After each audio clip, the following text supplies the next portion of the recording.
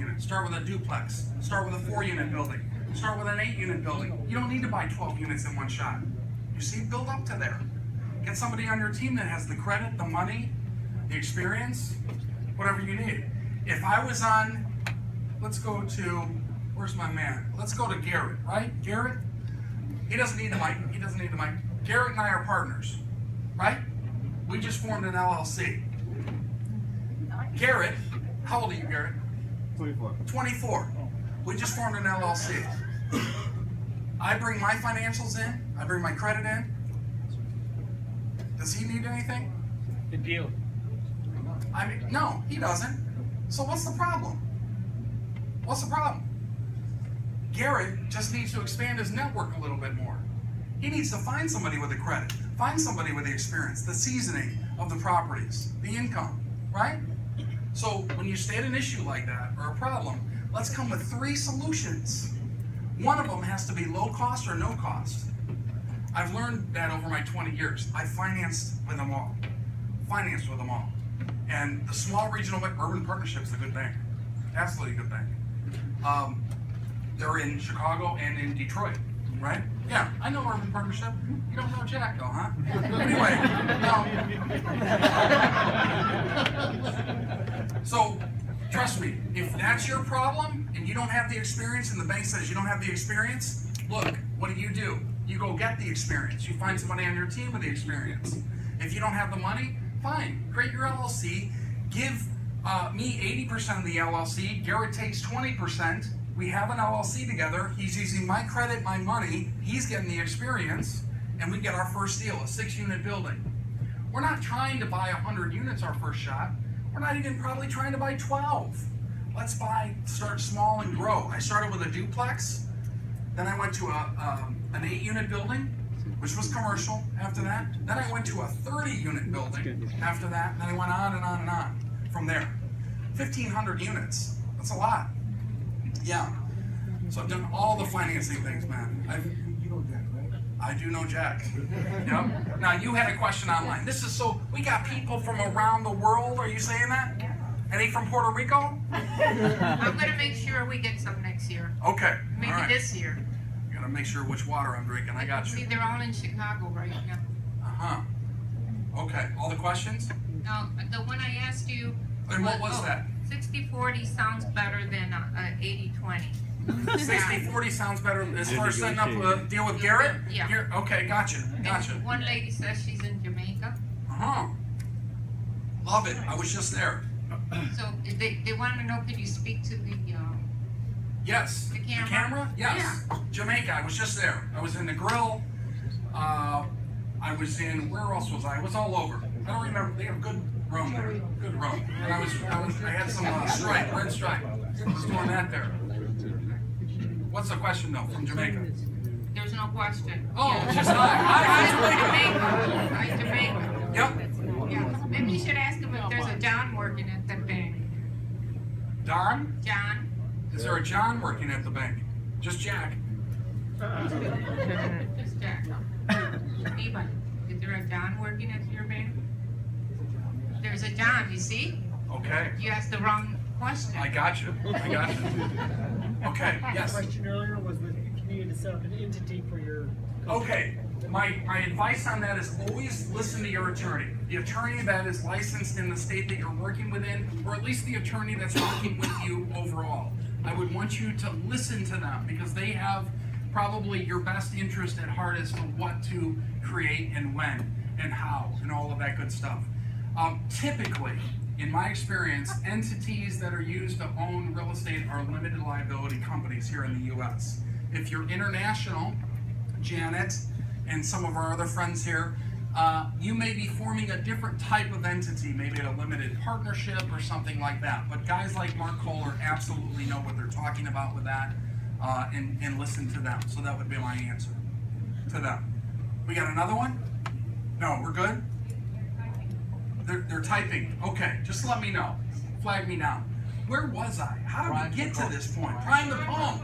Thank you, Janet. Thank you, Janet. So, stacking, yes. So now what I do, So what I will do is I will go out and buy commercial real estate. By the way, do you do sales for them in Urban Partnership? Okay. Get with me at the break. I may have an opportunity for you. All right. No, it's not 80. So, who put that on there? That's cool. This happens in my life all the time. You see, when you create vision boards, you manifest that positivity in your life. That just popped up there. No one wrote that today. I'm telling you, that just popped up. I'm telling you. So, what I do now is I do this thing called stacking. So I'll go out and buy an asset, and I'll get it financed from a commercial bank. And so when I'm dealing with that commercial bank, sometimes I'm asking for 70%, sometimes I'm asking for 65%, sometimes I'm asking for 80%. It just depends on the scenario with the deal, how stabilized the deal is, how much the deal covers debt, right? Because you guys are concerned with debt service coverage ratio. What are you guys, 1.2, 1.25? Gotcha. So I'm setting up the deal in that fashion. And so I'm buying the property right. Not so much based on price, but I'm buying the property right based on terms, because I want the cash flow. I don't care so much about the appreciation right now. I want the cash flow. It's got a cash flow for me, and it's got a cash flow for guys like that at the bank, right? So one of the things that I'll do is I'll find 3 ways in which I can drive the value of that asset in the first 12 months, maybe 18 months, okay? So the first thing that I might do is, we're just gonna keep this simple. So it might be increase rents. A lot of deals that you're looking at today are in a scenario where you're buying a building and it's under market in rents. That's one of the things that you should know about your marketplace. Where are the market rents based on that asset class that you're buying? So if you're buying a C plus B minus asset class and you're on the south side of Chicago and you know that rent in South Shore is $850, and you find buildings that are in pretty decent shape, rent ready, and that rent is $750, boom, that's going to be one of your opportunities. Most owners today don't know when to raise rents, and they don't know how to raise rents. You might hear this a lot. I don't really push the rents because I want a full building. I don't want people to move out, and you're missing out on money there. You really are. You're missing out on money. So the second thing that I want you to think about is possibly increasing occupancy.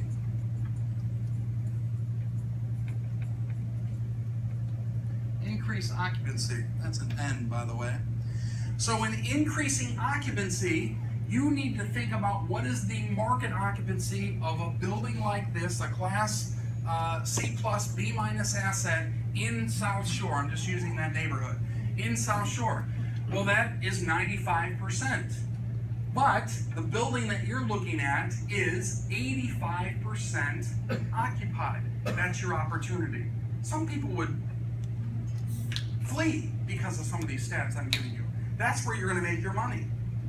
And then the third thing, and this is one of the hottest topics in multifamily across the country. It's kind of just getting here to Chicago, ironically enough, but it's sub-metering. It's sub-metering. And what that means is when I buy a building, an apartment building, that is master metered for water, that water expense falls on the owner.